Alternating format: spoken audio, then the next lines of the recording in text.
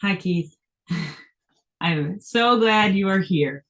For those of you that are tuning in, my name is Rose Slam Johnson. I'm a small business coach for queer business owners or folks that just hate capitalism. And I'm here with my new friend, Keith Hennessy, who I had the delight of dancing with at a contact improv class at the Finnish Hall a couple weeks ago. And Keith is an activist, a performer, a dancer, a teacher, a survivor of navigating the capitalism and like how to make money as an artist, um and is somebody that I see bringing the world that you long for, that I long for. And that's what I was really compelled for. The way you taught your class was really focused on exploring the want and exploring the space in between what I want and what you want. And I just thought that was so relevant to the work that I've been seeing with my clients. Like a lot of queer business owners, or even folks that are considering offering something to the world, bringing a service, are often struck with this, like, I can't even admit that I want that. And Hmm. so that's why I wanted to talk to you. I wanted something and I expressed it to you and you received it. So I'm grateful. And so we're gonna have a conversation about want. But before we do, I just want to give you space. If there's anything you want to like add to how I introduced you or who you are, what feels relevant to you today about our conversation. Um, well, I'm also just super glad to be here, and you're a delightful extrovert to meet. And I usually say no to most extroverts, but you were extra charming and affirmative. And so I was like, let's do this. And also, I felt like you really saw something in what I was trying to offer that um, spoke to what you're trying to bring into the world. And I think I'm just very curious about what you're doing and how you're trying to um, do your own surviving while helping others. So, and I think that's a really both tricky and beautiful place to be. Mm. Um, this place of service, but where the service in community is also trying to sustain you financially. Um, and so I just think that's a complicated, rich place to hang out. So let's hang out there. Oh, so sweet. So sweet. And I'm so delighted. As an extrovert who's gotten a lot of feedback about being an extrovert, I am always, it's even more exciting as to be an exceptioned extrovert. I don't know if you are kind of proclaiming yourself as an introvert or an extrovert in this case, but in either case, I am uh, touched and delighted. Well, I'm I wanted to I'm hybrid. hybrid. Nice. Okay. Yeah. Well, I wanted to start this conversation by just welcoming you to share what you love about what you do and what delights you about what you're bringing in the scene that you're in the Yeah. sector that you're in. Um, I made some commitments early in my life, early in my adulthood, um, to try to do what I wanted and not do what I didn't want. Mm. And because I was a young anarchist and somewhat of a punk, I had a framing for want from very early in my adult life, also, like how complicated it is, how conditioned it is by um, these giant things like capitalism and white supremacy, and how those condition what our desires are. And then as a gay queer, it's like we're also in this complicated space around having our desires reframed by mainstream societies and normative cultures. And then those normative cultures are also then super tied into situated things like white settler dynamics in the Americas or on Turtle Island. You know what I mean? So I think that very early in my working life, I made a commitment to not work X more than X number of hours per week as a wage slave, and then what would that be? And then slowly, eventually, it was like, what does it mean to actually survive as an artist? And what would I have to do? Which games would I play? Which games would I not play? So one of the things I like about my life is that, I've been doing sort of, I moved to San Francisco 40 years ago this year, Happy anniversary. which is when I dropped out of college, and started living a life that was more directed by me than my previous life. That one of the things I enjoy is I actually enjoy the harvest of a lot of those years. Mm. Um, that I don't spend every day in scarcity, either socially or financially. And I'm far, far, far from rich. And I work with a lot of people who make more money than I do, but most of them have either more debt or more obligations or more stressors in those kind of ways. What do I love what I do? I love that I spend a lot of my time in dance studios or in places where I and other people are looking at embodiment and pleasure and movement and creativity and expressivity and expression. So that just feels really beautiful. And recently I've just had some really good experiences, including the 2 classes that I taught at the Finnish Hall, just having younger dancers, younger queers, younger POC dancers, just really affirm the approach that I bring and the accumulated knowledges that I'm bringing into the room. So I'm feeling blessed in that sort of intergenerational exchange that I think is actually really vibrant. I think queers do it better than others, but we still have a lot of we still have a lot of rules about crossing generations. Mm. And crossing all kinds of boundaries. But I think that it's something that when it happens in a good way, it just feels really great. So yeah, those are some things that I'm digging about my life. So sweet, so sweet. And yeah, it speaks to what really resonated for me at the dance. I'm thinking, so as I was preparing for this, I was like, do I identify as a dancer? Do I identify as a contact improver? And I'm like, if you do it, how can you not identify? There was this funny, I can't admit that I'm a dancer. Don't tell anybody. I hope nobody watching just, maybe the sound blipped out for a second. And so I was sitting, or I was standing, right, at the dance or moving or preparing to move and thinking, what do I want right now?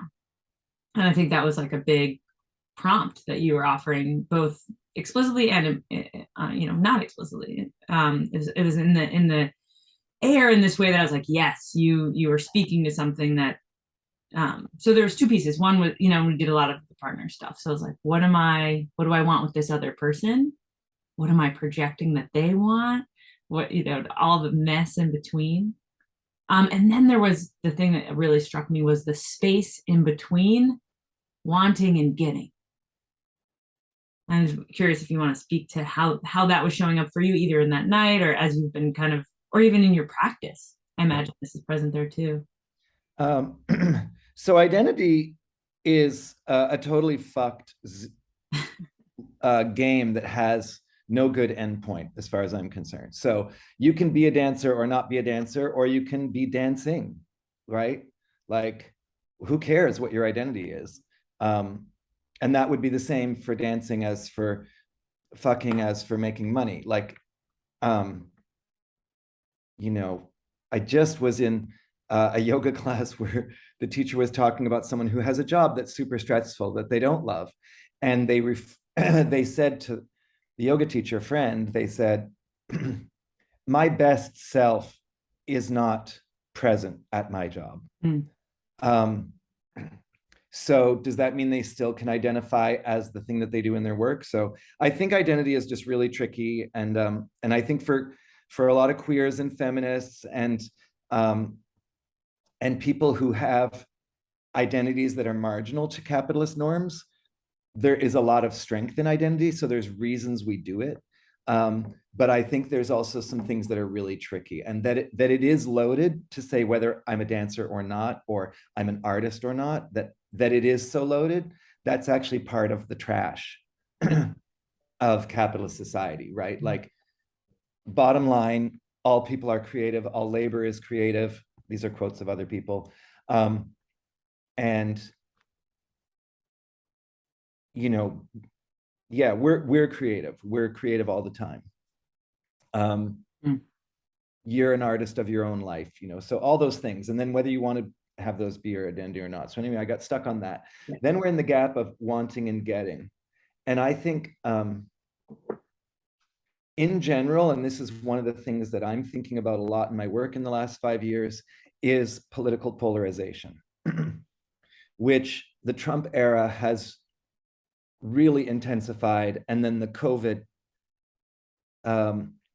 era clashing, like, so the collision slash collaboration, in terms of effects on our psyche and how we socialize, of both COVID and the uprisings in Black and Indigenous communities, have in many ways intensified political polarization. Mm. And I think that where I'm focused is to try to hang out way more in these gaps, in the in-between spaces. So that I want something, and whether I can get it or not, that space, or the space between you and me, right? Like right now, the dance that's going on is that you were inspired by my work. So you were like, hey, can we have a conversation? So now you want something, and I'm going to give you some of that, but I'm also going to act on my desires. And we're going to try to hang out in the space between, Slam and Keith, like what's possible here. And I just really want to enliven and activate that space, so that people can hang out with more nuance. Because I think one of the things, and this, for the people who are listening who don't know what contact improvisation is, it's a dance form that developed in the early 70s and carries some hippie vibes around equality, and it carries some second wave feminist vibes around there's no gender roles in the dance, even though it's partner dancing. And it has these progressive and even possibly radical values that are sort of built into it. And at the same time, it's like anything else, if you don't pay attention to it, it suddenly becomes very normative racially, normative in relation to gender and sex roles. So why those things are important to the dance is that the dance is based on the two people touching each other and sharing weight, meaning that the communicative mode of the dance is not what the dance looks like, but how it feels to the two people, and how do they follow the whatever place that their bodies are touching. And that point of contact between the bodies is always moving. So that dancing point of contact is the dance. So then we have to get into conversations about consent and power, and how do you make boundaries in a dance where someone's rolling across you or touching you. And so in the talking about consent in the dance, we are very informed, right? There's trauma informed, there's abuse informed discussion about consent. And a lot of the consent talk becomes about hard boundaries. And in fact, in a dance form where it's based on touching, there's going to be just a real need for deep listening to yourself, your partner, and especially the spaces between the two of you.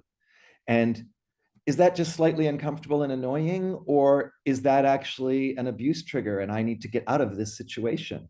And how do we distinguish the difference between those things? And I think in that space between getting and wanting, it's very easy.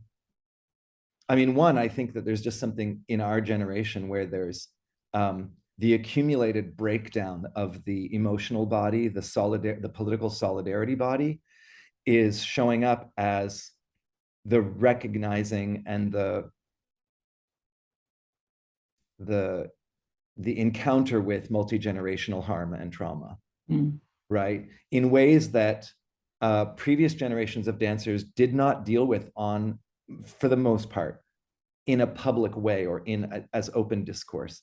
And now it's really clear that we show up with a lot of accumulated harm into a situation.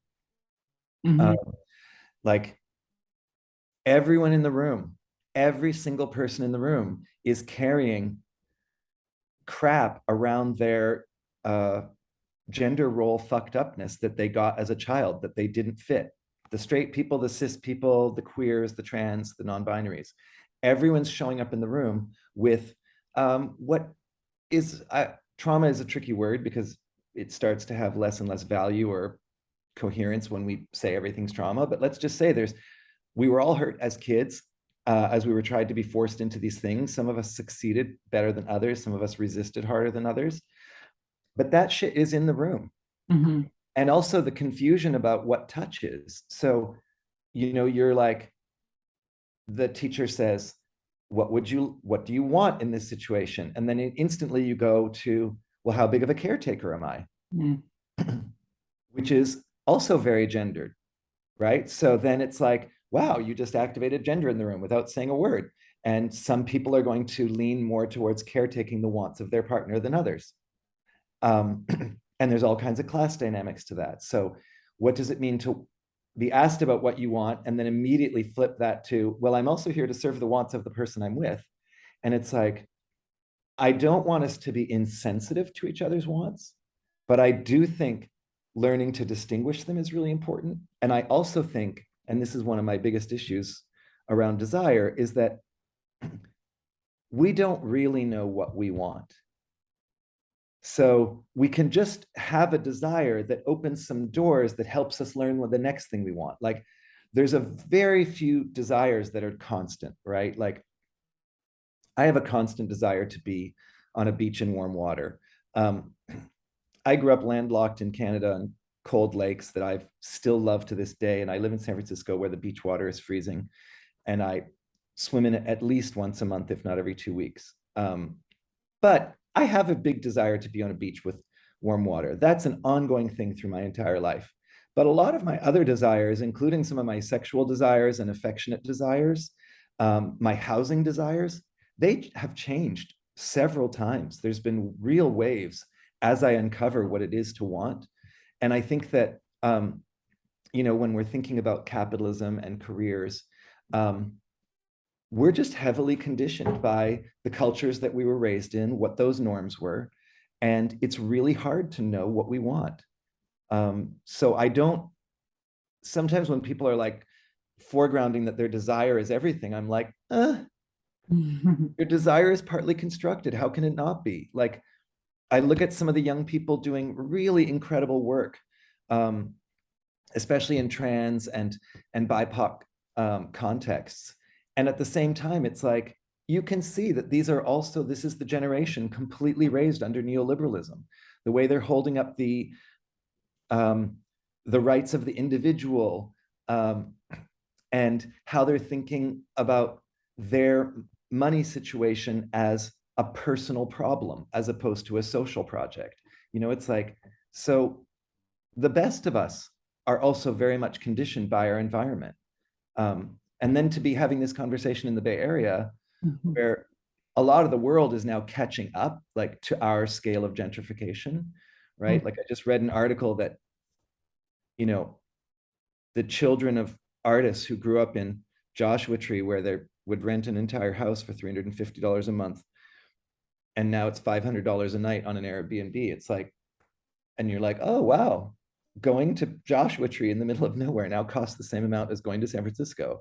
And eating out in the desert costs as much as eating out in New York City and Paris, So as the whole world is gentrified to meet ours, it's like we start to recognize the scale of the stress that we carry in our everyday life about what it means to just provide for our basic needs, housing, a little bit of security, safety, maybe some privacy, to have a loving relationship or two, some pleasures. It's like, it's very expensive. And that's an added stress that then impacts this whole concept of what we want. So anyway, that's a bunch of shit that I just said. I don't know if it answered your question. No, I mean, it resonated for me too.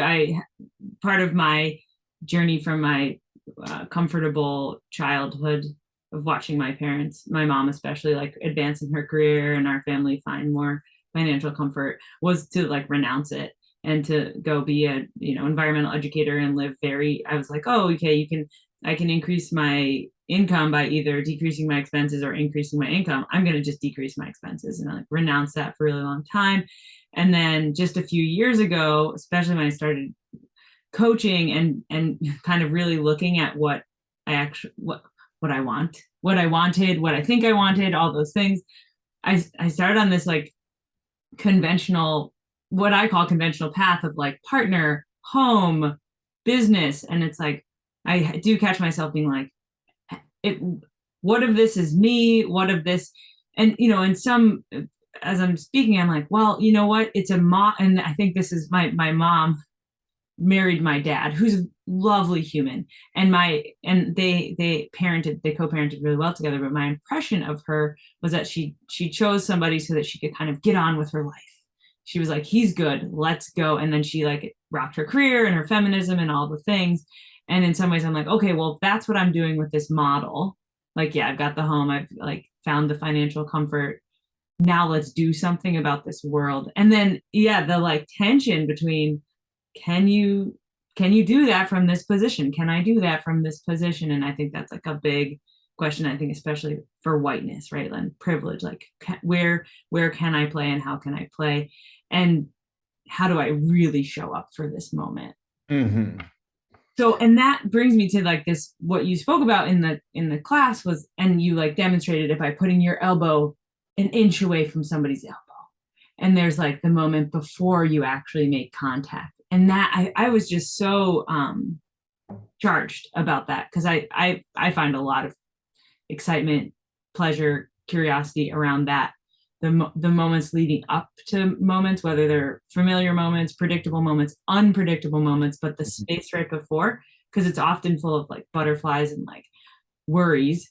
But there's something else that you were showing us that I thought was really cool. So I thought you want to speak to that. Yeah, I do. Although it's always, I kind of always want to go backwards too, because I think that, I also very much know this thing of being raised middle class, and then an activist stance is to renounce that, right? And I think this is a historic thing also within the 20th century of art, right? Is that these artists, who many of them come from some kind of privilege, then renounce that privilege, sort of like we reject our bourgeois background and we live in some kind of other way, or we work actually actively against the forces that made our parents' wealth.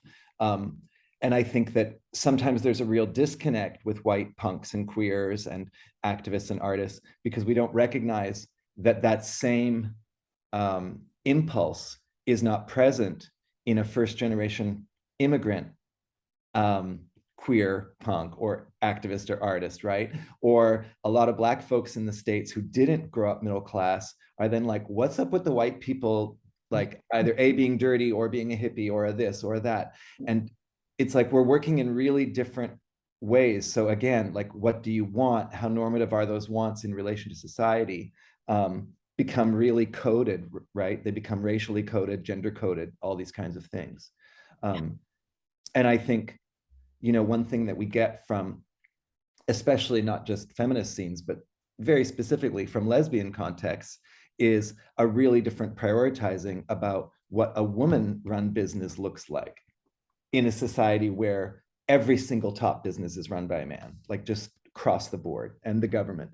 And so, it's like in marginal dyke spaces that you actually really popularize the whole notion of like, and womanist spaces, what it would mean for female leadership. And then also for women to go into something like, call it a business, and then actually try to make money, and then also buy homes. And what we now have in the world, because of the social movement in the last 50 years, but especially that's driven by women and feminists, is that single women are higher percentage property owners than men. Mm-hmm. They're single, right? Because again, it's like they've been raised like almost against their wishes to realize that if they don't take care of themselves, they will be exploited by, a male dominated society. So anyway, all of that. Then there's this anticipation, or this space. I see it as, instead of doing exactly what you want, it's like, so I want to put my elbow on your shoulder. We'll just use that as this sort of abstract want, or a safe want. I actually want to put my whole hand on your shoulder, but I'm going to start with my elbow because it will seem somehow like weirder, and we can just start with this weird object and not read others' kind of sociality into it. My thing, and especially I think after a number of years of seeing how the first, consent 101 is to treat people who normally have their boundaries crossed to say no. Mm. But a more advanced form of consent training is to treat people who just naturally, by social norms, transgress other people's boundaries, to read the boundary before they get to it. Mm-hmm. So to me, it's like I bring my elbow towards your shoulder because that's what I want to do. But instead of putting my elbow on your shoulder, I stop before I get there. I've moved towards what I want. And then I start to read what's happening. Mm-hmm. Do I give you the agency to bring your shoulder towards my elbow? Or do I watch you melt in another direction? Or do I watch you redirect the elbow to actually put the hand on the shoulder? Right? And I think that if you just go for what you want, sometimes without the listening incrementally into these nuanced spaces, into these subtle spaces, we don't read the energy, and we don't give, especially when our wants are relational. We're not giving the other person or persons the room to respond to the desire in action, right? Because if I put my hand on you and then you now have to say no, I fucked up. Mm. My thing is not teach people to listen for a no. Mm. It's what can you do to create the conditions where the person doesn't have to say no to you? Mm. Mm-hmm. Because the saying of the no, one of the reasons that people don't say no, and this is the other thing, you know, being socialized as male that I had to learn, is that people don't say no because it's a social rupture to do it. Mm. There's a cost to saying no. So people don't pay the cost. They're like, oh, whatever, it was just an elbow on my shoulder, I'll just move on. Yeah. Because to say no is to then be like, I did something wrong, and then I have to go into my male fragility, and now you have to take care of me, right? So the point of moving towards what you want is to see, especially relational want, like I want something from you, with you. Yeah. Move towards it with enough space for you to act or get out of the way or move in towards, right? Which is doubles the pleasure. Because if it's not just that I reach, but then your shoulder comes to my elbow, I'm like, oh, we are now in a communication. Mm. And now I'm like, where will this go now? Like we've just opened up all these kinds of possibilities.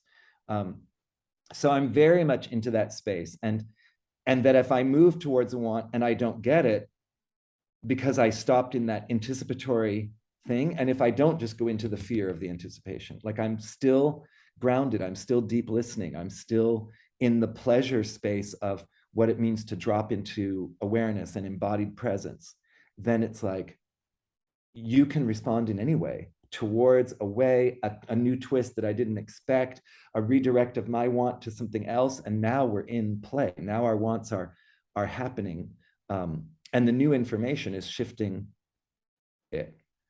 I also think that once you start to be in play with a person or an organization or a flow of energy movement, you allow yourself to want more, right? I think some people are sitting there with nothing and they want to live like, you know, the ultra rich. But often it's like you say, it's like people don't even know how much to dare to ask for.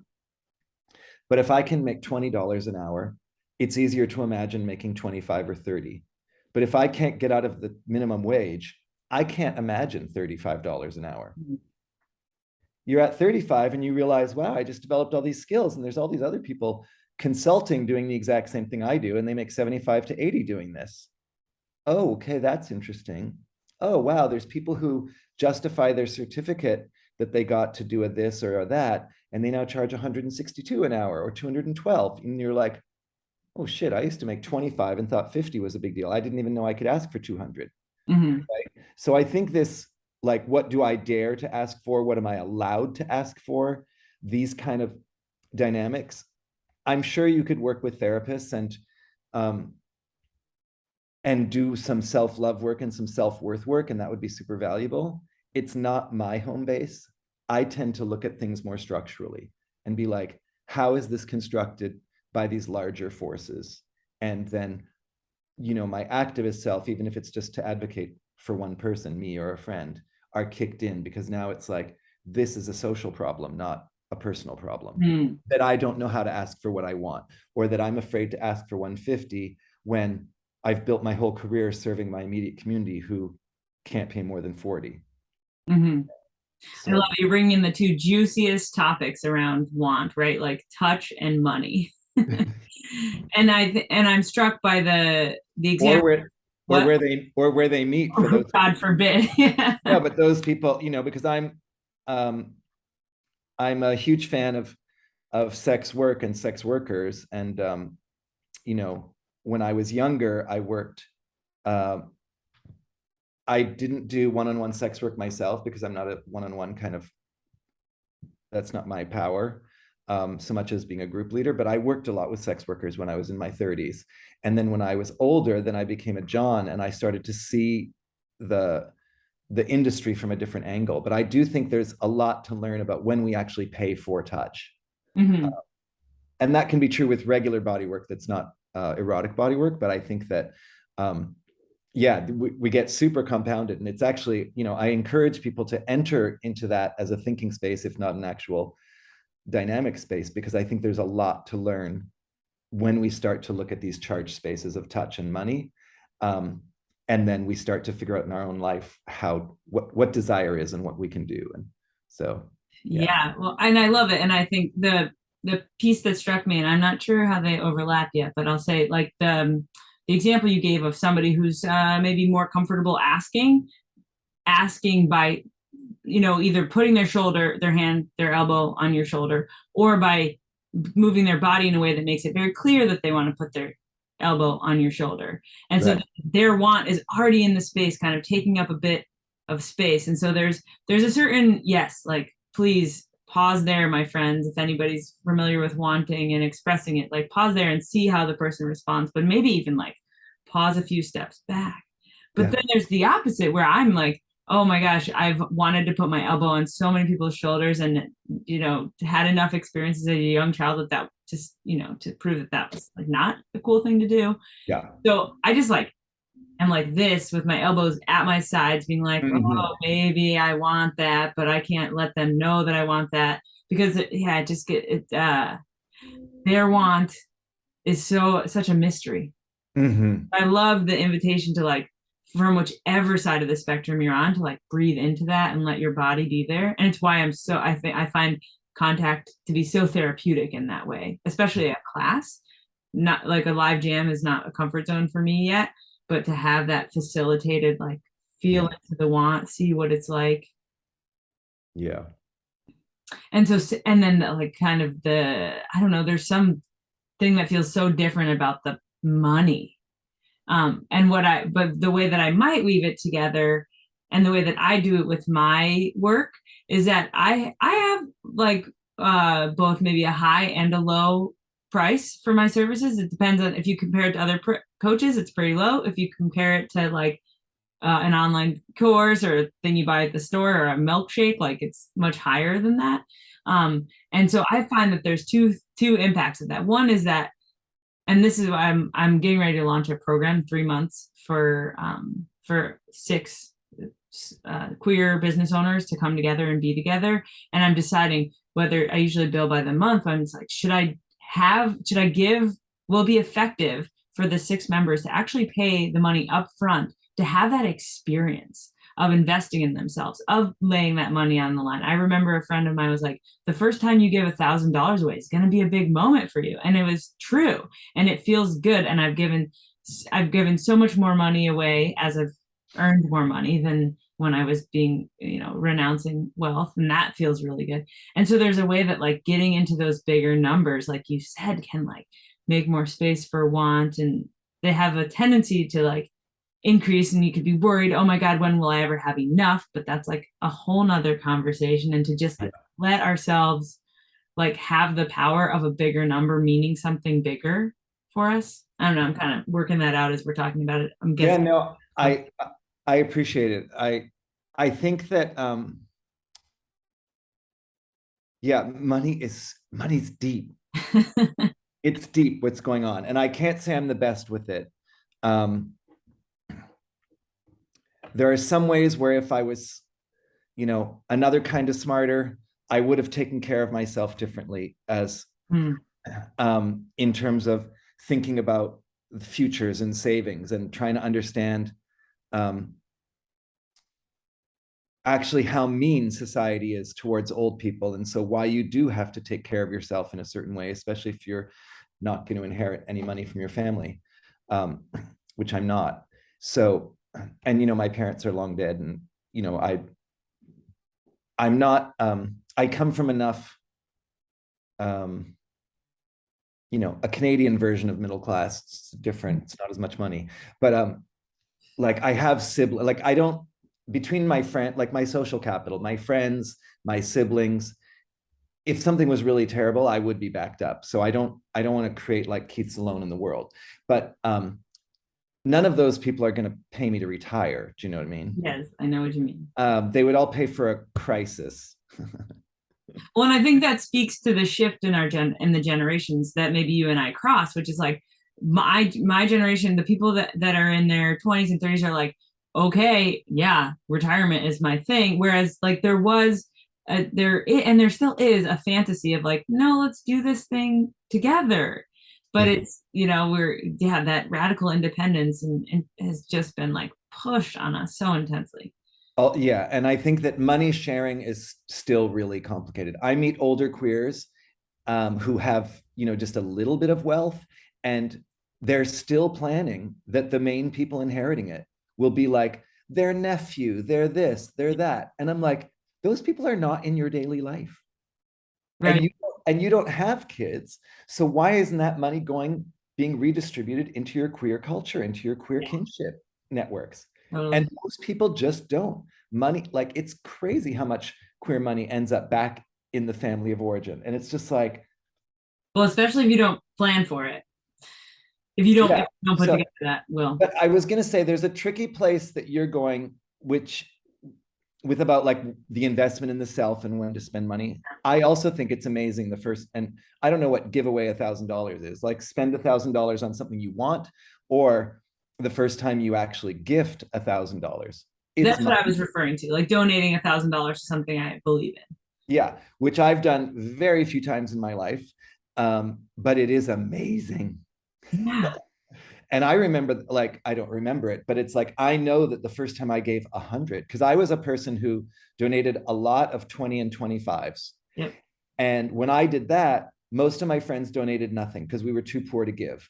Mm-hmm. And I was like, 20 doesn't seem like that. I mean, even when 20 was a big deal. Yeah, it still is. Yeah.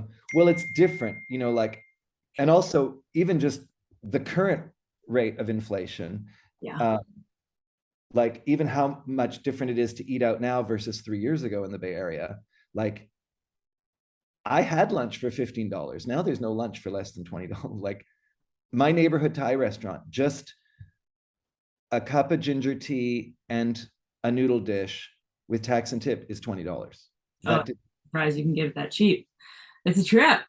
Yeah. Well, come to my neighborhood Thai, but whatever. Okay. But what I was going to say is that there's a tricky thing when we start to get into the feeling, or like there's almost a new age thing that, that is like Tony Robbins meets, human potential, Werner Erhard kind of shit that most people don't know what I'm talking about.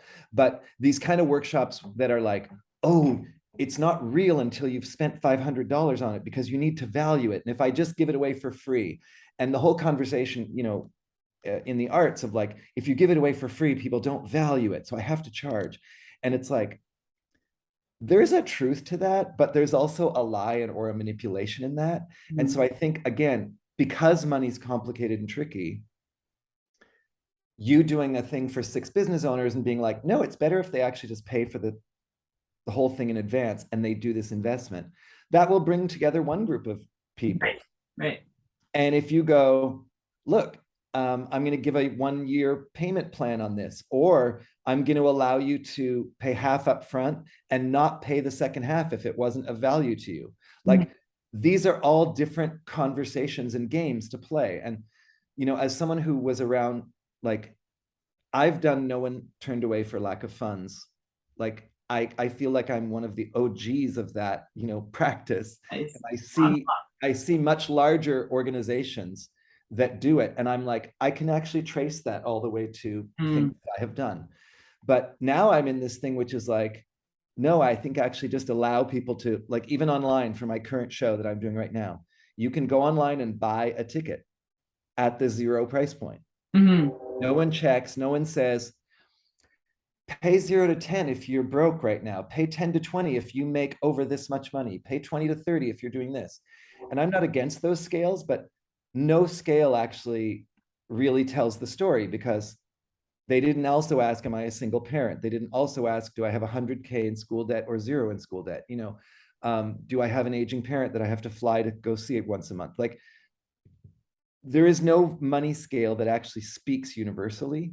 So I think how we play with money, I just encourage people to just continually make experiments. Mm. Like, I just talked to someone who was like, they have a really, really wide scale.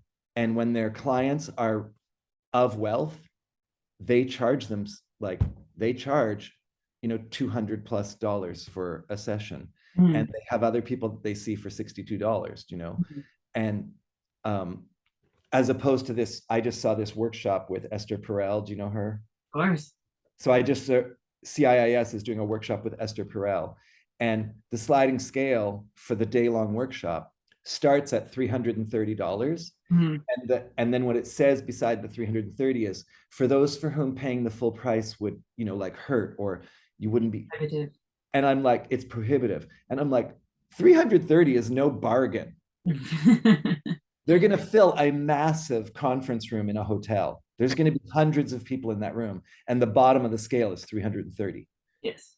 And the high end is really like 450. Like, there was no, I'm like, bitch, I would have made that 600 as the top scale and 150 at the bottom. And I would have created some things. Maybe you only have 30 spots at 100, but I did that once.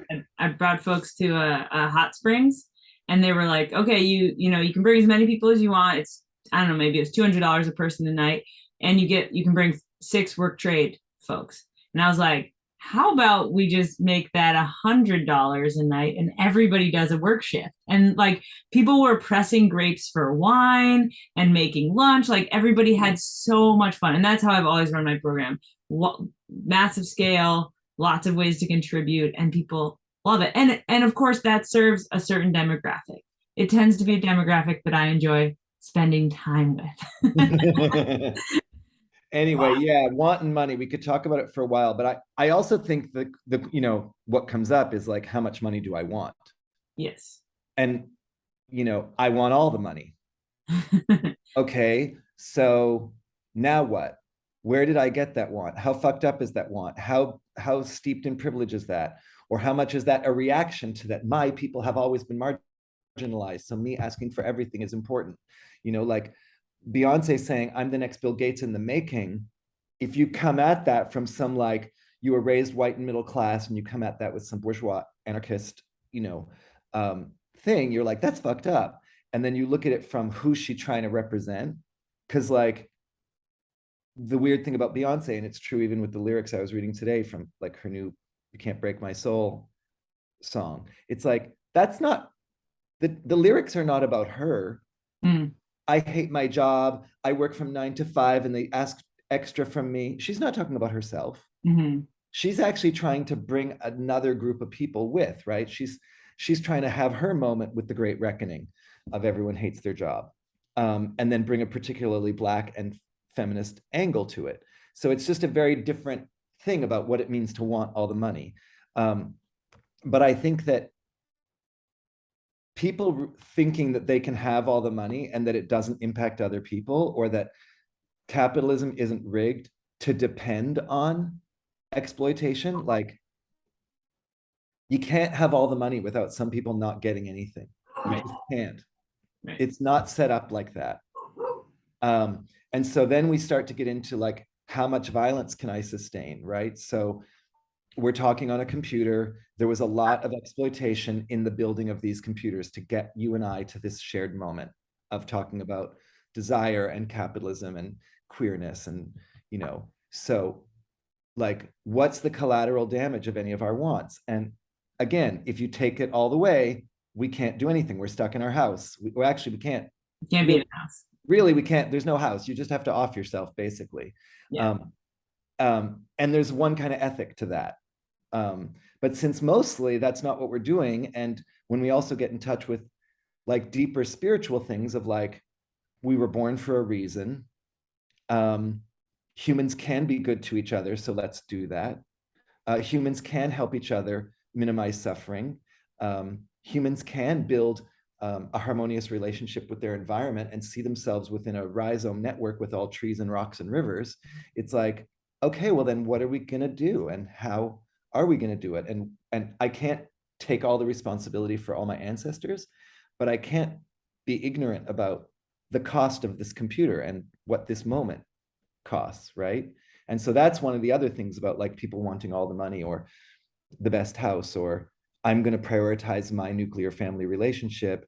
And that's rad because I'm queer and it was normally not prioritized. So I'm creating some new opening. And it's like, yes, and yes, and yes, and, you know. Yes. Well, and you have created so many elbows for us to reach towards, or shoulders for us to reach towards in just this conversation. And I know I could certainly keep chatting, and I'm gonna come over and get some Thai food next. And like you've expanded on so many things for me to think about. And I imagine the folks that are listening are like there too and coming with us and moving towards us. I hope you are, or moving away from us. And either way, it's like, or yeah, doing a little melt and spiral and like, I got to process this in my own way. This is, yeah. I don't want this contact right now. Yeah, so like thank you for being with your want, thank you for being with my want, thank you for whoever is listening to be with being with your want and our wants and all the things. And if you want more, Keith, tell us how we get more.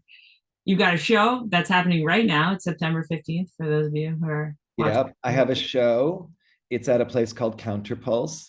It's a very intimate little project. I'm mostly naked the entire time, naked but with fashion, really amazing fashion. Um, and it's a little bit like the embodied report of my last 2 years of the COVID era, during which I turned 60 and I had a little bit of an age crisis, and I had to sort of rediscover my erotic body. And I rediscovered it by spending a lot of COVID outside naked dancing. And so there's a way of like, you know, that the dance is a lot about what does it mean to rediscover my body within the larger world around it. And I think a lot of that has been both working with Indigenous artists and working with concerns that are influenced by Indigenous activists and artists. And so it's been a whole new thinking of what is the land and what is the body and the land, and how do the body and the land talk to each other.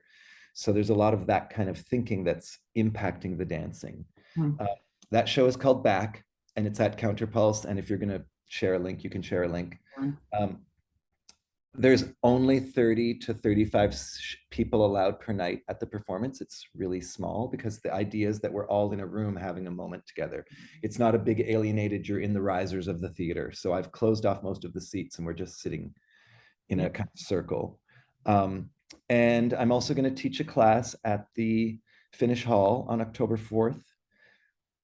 So you don't need to have any kind of dance experience to come, which becomes more obvious when you're in the class. And yeah, and I'd say, you know, I'm always doing stuff. I have a film with Sarah Crowell that's circulating, and it's showing at numerous film festivals around. It's going to be in the San Francisco Dance Film Festival. Okay. And it's a film about, it's called The Space Between Us. And it's a film about how a Black woman and a white man can move towards and away from each other. And some of it is spoken and some of it is danced. And that's also, you can stay tuned, because throughout the next 12 months, I'm going to be working on a project with Sarah Crowell, who's this extraordinary Black woman from Oakland, Black and mixed race dancer, and also queer, also elder. And we're building a whole work together with a team of white dancers and Black dancers. And how do we then take that process that the two of us did together with a group of people and model different forms of cross-racial solidarity, sociality, and also separation when necessary. Wow. Or when desired. So right. Oh my gosh, amazing. That piece is called Tell. We'll be working on it for a long time, and the whole process will be interesting and will be made public. There'll be talks, there'll be open showings. So I'm so excited. I'm so excited Oh, well, I was just gonna say, I do have a website and a Vimeo channel, and you can take those links. yeah, if you want to say the names and I'll put them on the, The website is circozero.org. So I have a small nonprofit called Circo Zero. That's the name of my performance company. And if you go there, everything else reveals. wow, Or Vimeo Keith Hennessy Circo Zero. That will also get you there. amazing. Oh my gosh, Keith, what a delight. What an inspiration. What Well, Slam, you inspire me. It's great talking to you, and I hope this is not the last. oh, it's definitely just the first. All right, for those of you who are watching, stay tuned for more. All right, thanks. Cheers, everybody. Take care.